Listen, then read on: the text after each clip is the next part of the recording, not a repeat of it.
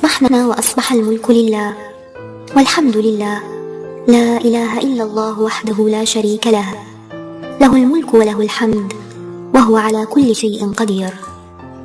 ربي أسألك خير ما في هذا اليوم وخير ما بعده.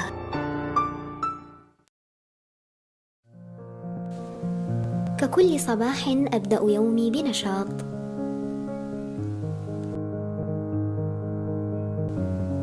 آخذ كتبي وأنطلق من بيتي إلى جامعتي.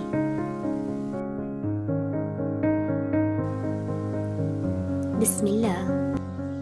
رب زدني علما ونورا ووفقني لما تحب وترضى. رب اجعل لي بكل خطوة حسنة. ولي رفيقة تشاركني تفاصيل يومي، تتسارع خطواتي لألتقي بها، ونبدأ يومنا الدراسي معا.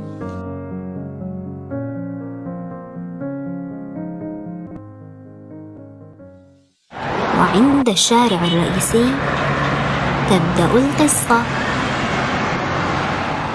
نمد ايدينا للكية، نفتح الباب ونركب، وبعدنا ما قايلين بسم الله، وأبو الكية يفاجئنا بطريقته المبتكرة بغلق الباب، وننطي فلوس جديدة عبالك مكوية، وترجع لنا يا عيني يا ليل كأنه كانت بحرب. وطبعا ما يكمل المشوار إلا بوجود مدخن يطلع الجيجارة بهدوء وبرود أعصاب، يشعلها. عجيب أمرك يا أخي، ليش ما تحب الجيجارة لوحدك؟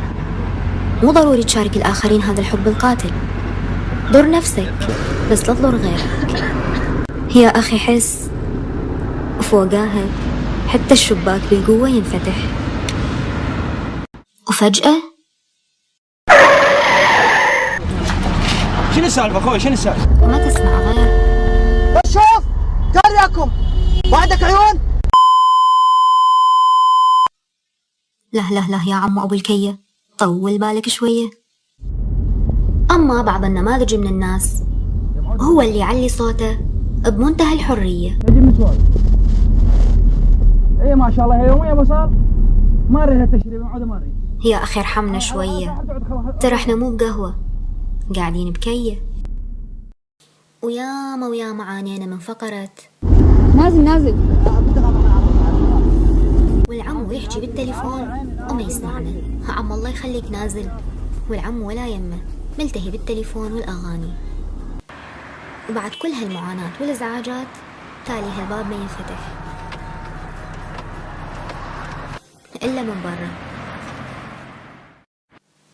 سائق الكية يسب ويشتم، والمدخن وحتى المتصل. عزيزي الطالب، قد يكون طريقك صعب وطويل وفيه الكثير من العراقيل، ولكن فكر قليلا بعقل واع. هل هي حياتنا هكذا دوما؟ ضع نصب عينيك أنك تستطيع فعل ما تريد، فافعل ما تفخر به، واصنع الخير فبالخير تنار الدروب.